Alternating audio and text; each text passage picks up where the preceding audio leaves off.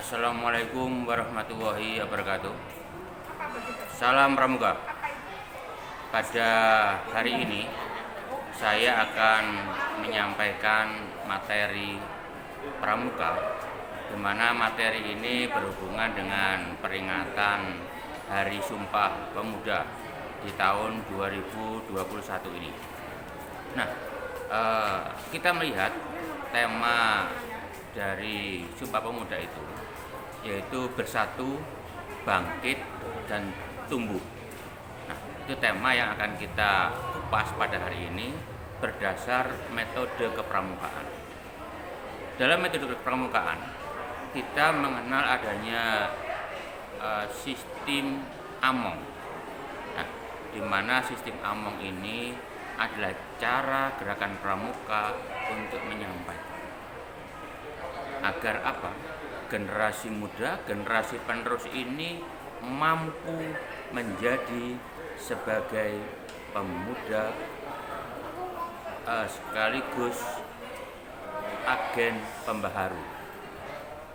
Nah, untuk menjadi agen pembaharu ini, gerakan pramuka dengan sistem Amongnya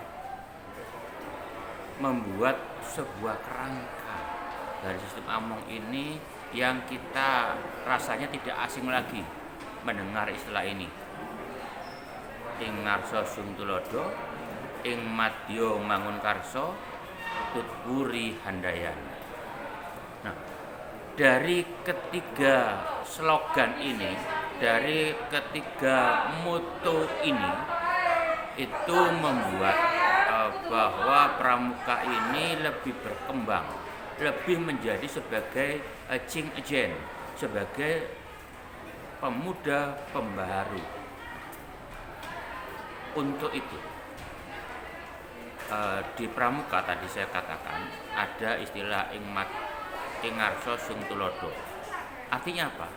Di situ seorang anggota pramuka ketika berada pada posisi yang terdepan, memimpin, mengendalikan, nah itu dia harus mengambil sikap yang dikatakan ingarso sung tulodo, yaitu di depan memberikan contoh, memberikan bagian yang bisa dipuji di situ, bagian yang bisa dilakukan oleh setiap anggota pramuka dengan memberikan contoh-contoh, dengan memberikan keteladanan dan sebagainya. Kemudian yang kedua tadi, ketika kita berada pada posisi yang ada di tengah-tengah, kita ada posisi yang sedang bersama mereka, di situ diperlukan moto, slogan, sikap kita yang dalam konteks sistem Among tadi disebut dengan ing madya mangun karso. Nah, artinya di situ kita harus siap membantu mereka, menolong mereka, bersama-sama mereka mendiskusikan sesuatu dengan mereka. Nah, itu yang kedua. Kemudian yang ketiga dalam sistem Among ini, kita melihat di situ ada istilah yang disebut dengan tutpuri handayani. Dengan istilah tutpuri handayani ini, kita memberikan dorongan, memberikan semangat kepada orang-orang yang ada di depan kita untuk menggapai suksesnya, untuk menggapai impian-impiannya, untuk menggapai apa yang diharapkan. Itu yang dimaksud oleh istilah tutpuri handayani. Nah, kemudian di dalam sistem Among ini, dalam tugasnya itu seorang pramuka itu harus memiliki rasa cinta kasih, gitu ya, rasa kejujuran, rasa kedisiplinan, rasa kepantasan, rasa keprasahajaan, rasa kesanggupan untuk mengurus, dan memiliki kesetiakawanan sosial. Ya, dimaksud di sini adalah kepekaan, di mana kita harus memiliki sikap. Kemudian di dalam sistem Among tadi itu, di situ tentunya ada bagian yang harus kita lakukan secara rutinitas dengan kerangka disiplin yang melekat pada setiap jiwa anggota pramuka. Disiplin apa? Disiplin yang disertai dengan inisiatif. Artinya disiplinnya itu disertai dengan bagaimana kita harus berbuat, di mana kita harus bertindak, kayak apa tindakan kita. Itu yang dimaksud dengan disiplin dengan disertai dengan inisiatif. Baik. Nah, kemudian dari itu, yang ketiga dari adanya pelaksanaan sistem Among dalam kegiatan pramuka ini, yaitu kita harus menjadi pribadi yang bisa bertanggung jawab terhadap diri sendiri, terhadap sesama manusia, negara dan bangsanya,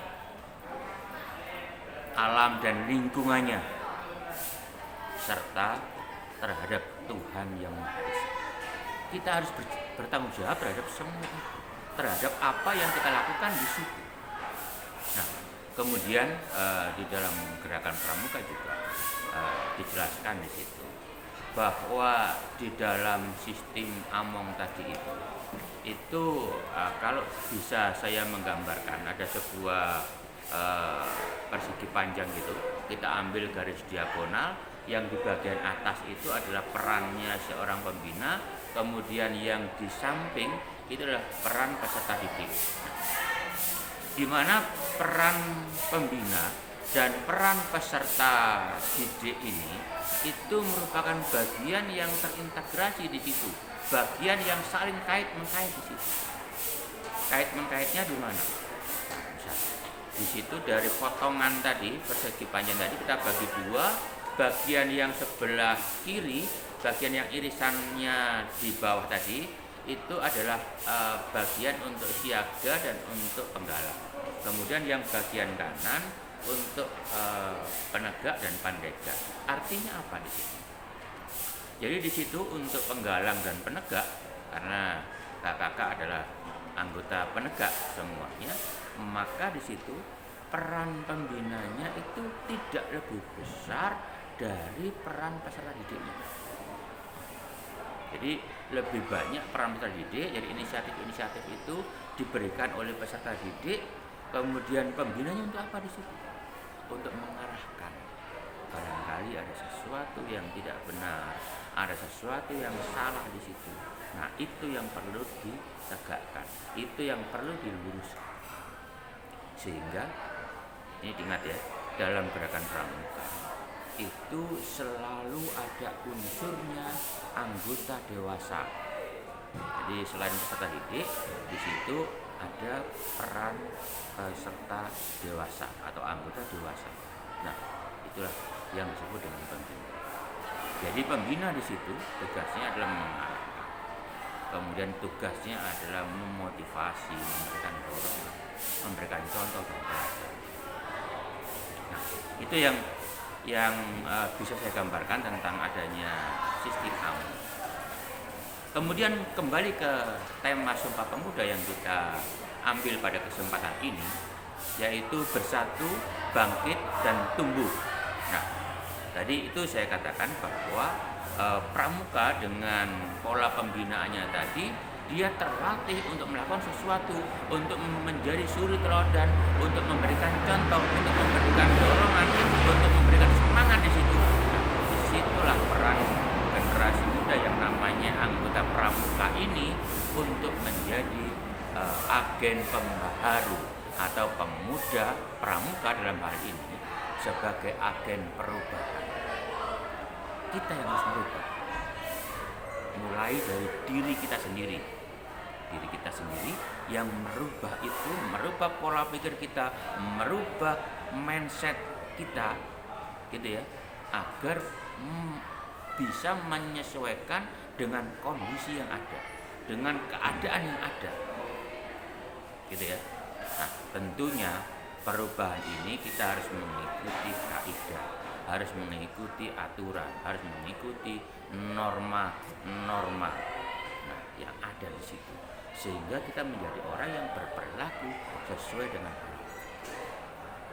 Itu yang saya tekankan lagi di situ. Ketika kita melaksanakan tugas kita menjadi seorang pembaharu, menjadi seorang agen perubah kebudayaan, agen perubah keadaan agar menjadi lebih baik.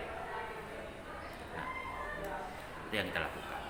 Sehingga di sini banyak di dalam kegiatan kepramukaan itu sering kali orang melihat misalnya ada pramuka peduli, gitu ya. Pramuka peduli ini siapa? Mereka yang peduli dengan kondisi, misalnya dengan kita berada di masa pandemi yang seperti sekarang ini. Pramuka peduli untuk apa? Untuk membantu mensosialisasikan program-program yang telah dicanangkan. Misalnya apa programnya? 3M. Betul ya? Program 3M ini harus kita lakukan juga. Di mana? Nah, di situ kita menjadi teladan, menjadi contoh atau panutan bagi mereka. Itu yang perlu kita lakukan. Jadi kalau kita melihat untuk pengembangannya itu di Pramuka Penegak ini, kita bisa melihat bahwa ada beberapa satuan karya namanya. Nah, itu bisa kita mengambil spesifikasi, kita bisa mengambil keahlian, kita bisa mengambil kecakapan di situ. Saya contohkan misalnya di Angkatan Darat, di militer Angkatan Darat itu ada satuan pramuka yang bernama Satuan Karya Wirakarya, ya. Jadi ada Saka Wirakarya itu di Angkatan Darat. Kemudian di Angkatan Laut misalnya itu ada namanya Satuan Karya Dirgantara atau Saka Dirgantara di Angkatan Udara itu ya. Nah, kemudian di Angkatan Laut ada Satuan Karya atau Saka Bahari yang ada di Pramuka. Kemudian yang ada di departemen atau instansi, misalnya di Dinas Kesehatan. Nah, itu ada Satuan Karya Bakti Wisata. Di Dinas Kependudukan Keluarga Berencana ada Satuan Karya Kencana. Di Dinas Pariwisata ada Satuan Karya Pariwisata. Di Dinas Pertanian ada Saka Taruna Bumi. Di Dinas Kehutanan ada Saka Wana Bakti dan sebagainya. Nah, kesempatan untuk itu justru bagian itu yang menjadikan pramuka itu lekat dengan adanya masyarakat, program masyarakat. Kita bisa memilih mau ambil spesifikasi apa di situ. Nah, kita baru kembangkan di situ menjadi bagian yang disebut dengan agen perubahan. Kita menjadikan contoh, menjadikan pelopor di situ. Baik, itu yang perlu saya sampaikan pada hari ini. Sekaligus kita akan mewujudkan tekad kita pada tema Hari Sumpah Pemuda kali ini, yaitu bersatu, bangkit, dan tumbuh. Baik, untuk itu kakak sekalian, nanti ada tugas yang perlu diselesaikan oleh kakak. Jadi nanti setiap anggota pramuka di SMA Negeri 1 Lawang ini kita mewajibkan atau menugaskan untuk membuat konten.